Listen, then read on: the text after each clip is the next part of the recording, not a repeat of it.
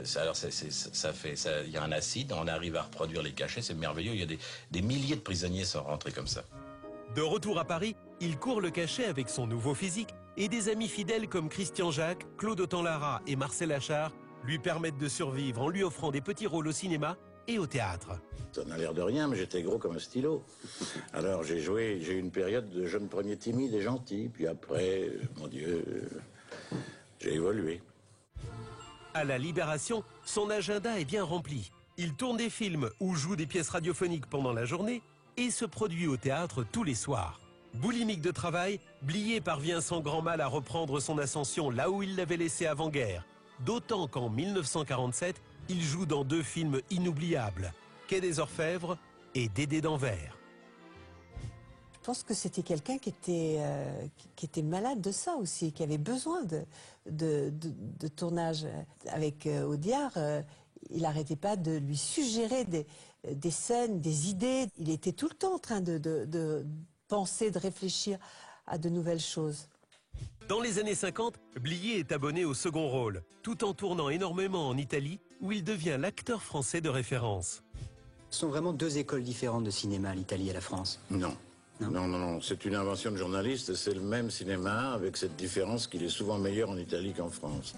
En 1949, pourtant, il avait fait sensation dans un premier rôle, celui d'un instituteur en quête de nouvelles méthodes pédagogiques dans un film de Jean-Paul Le Chanois, L'école buissonnière. Alors, les détectives, qu'est-ce que c'est que les escargots? Des coquillages? Non, c'est pas des coquillages, c'est des gastéropodes. Oui. D'ailleurs, comme c'est Fernand qui nous les a apportés, c'est lui qui nous renseignera. Il nous dira comment ça vit, combien de temps, ce que ça mange. Et comment ça se mange? En sauce blanche? C'est une question qui intéresse toujours Jaco. Eh ben, c'est toi qui nous le diras. Tu demanderas à ta mère les recettes pour préparer les escargots. Hein? Quelques années plus tôt, son mentor Louis Jouvet lui avait fait cette prédiction. Toi, ta carrière commencera vraiment vers 50 ans. Une analyse pessimiste, mais qui ne manquait pas de pertinence. Si Jean Gabin et Lino Ventura ont connu des ascensions fulgurantes, Bernard Blier, lui, a monté une à une les marches de la gloire. Les cinéphiles applaudissent son époustouflante prestation d'assassin bourgeois dans le trop méconnu 7e juré de Georges Lautner, qui ne va pas tarder à faire de lui son acteur fétiche. Il avait travaillé avec ma mère, et puis ma mère était comédienne. Il a fait mon premier film, et il a fait mon 2e film. Je l'aimais, ça a été définitif. À partir de Marche ou crève en 1959, leur complicité sera sans faille. Elle se poursuivra dans Les Tontons Flingueurs, bien entendu, mais aussi en 1964, dans un film cynique, Les Barbouzes. Quoi? Comment? Qu'est-ce que tu dis? Bon, oui, d'accord, je reviens. 1 minute, on me demande. Je me présente, je suis, comme vous le voyez, l'abbé Caffarelli. Je ne suis pas plus abbé que vous et moi. En réalité, je suis une barbouze, redoutable, chargée de défendre les intérêts des banques suisses et, à l'occasion, ceux du Vatican. Je vous remercie. Gabin faisait du Gabin, Ventura faisait du Ventura. Blier, lui, pouvait tout faire. Et il a d'ailleurs tout fait, ou presque, à l'aise dans tous les registres. C'est pourquoi, tout bien réfléchi, le qualificatif de second rôle lui sied mal. Dans Le Cave sans rebif, il est aussi inoubliable que Gabin. Dans Les Tontons Flingueurs, il est aussi énorme que Ventura. Messieurs, bonjour. On parlait justement de toi.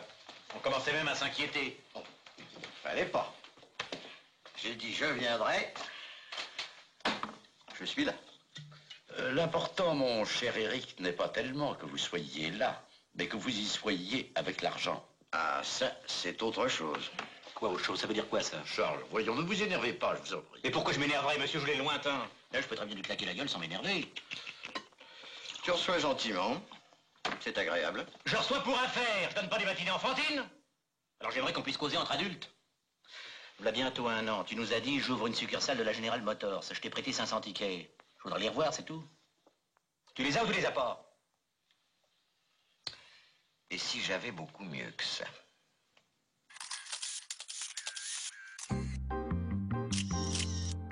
Dans Les Tontons, pour obtenir le rôle de Fernand Naudin, l'un des plus marquants du cinéma français des années 60, Lino n'a pas dû se battre.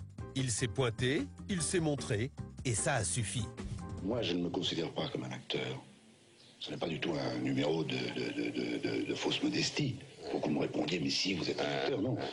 Un acteur, pour moi, c'est autre chose. Un acteur, pour moi, c'est un monsieur qui a reçu une formation, qui a travaillé, qui est capable demain d'être du Guesclin, puis de du Guesclin, il passe à Armand, à genoux avec un bouquet de violettes. Ça, c'est un acteur. Moi, je sais que je suis incapable de le faire. Depuis Touchez pas au Grisby, et en quelques années seulement, il était passé des seconds rôles au sommet de l'affiche. J'étais allé voir un gamin sur le plateau et puis j'ai vu cet acteur qu'on connaissait pas, enfin pas du tout. Il n'était pas acteur d'ailleurs. Pas du tout, il sortait du catch, c'est Becker qui l'avait découvert. Et j'ai vu cette espèce de gars qui, quand même, vous savez, je crois que c'est ça une future vedette, c'est qu'on la remarque tout de suite, au fond, c'est ça le problème. Et j'ai vu Lino tourner, ça m'avait assez impressionné. J'ai dit, surtout devant un gamin, il faut quand même faire le poids. Lino possédait un don rarissime, sans doute hérité de son passé de catcheur. Dès qu'il était à l'écran, comme on monte sur un ring, on ne voyait que lui. La présence au cinéma, ça ne s'explique pas. Vous pouvez avoir des gens qui ont énormément de talent, mais qui, hélas, n'ont ni la présence, ni la personnalité. Et ça, je pense que, comme on dit, il faut être touché des dieux pour avoir ça. Mais ça ne s'apprend pas. Jean Gabin l'avait aussitôt adopté. En clair, Lino était entré en cinéma par la grande porte avec la bénédiction du parrain. J'ai énormément d'estime pour lui en tant qu'homme, parce que dans la vie, c'est un homme droit, loyal, c'est un homme honnête. Et dans sa vie privée, c'est un homme aussi très très bien. Lino était aussi apprécié pour sa pudeur légendaire, qui faisait de lui un acteur à part. Il avait des enfants. Il ne pouvait pas avoir de rapport sexuel dans un film. Moi, j'ai essayé de lui faire une scène, je crois que c'est dans Les Barbouzes, avec Mireille d'Arc nue dans un lit. Et ben, lui, il était tout habillé, assis sur le bord du lit. Donc j'arrêtais pas de lui dire, mais vraiment, c'est vicelard ce que tu fais. Comment tu peux être habillé à côté de moi qui vient de subir tes assauts?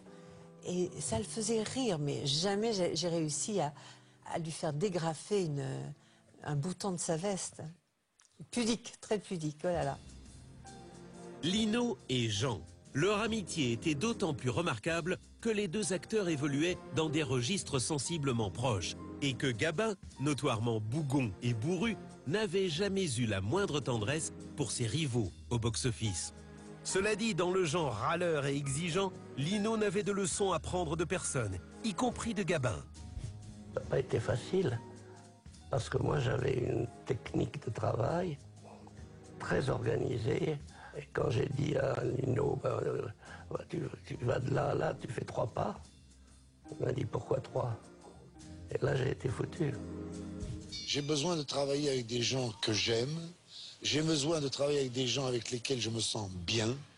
J'ai besoin de travailler avec des gens avec lesquels j'ai une complicité intellectuelle.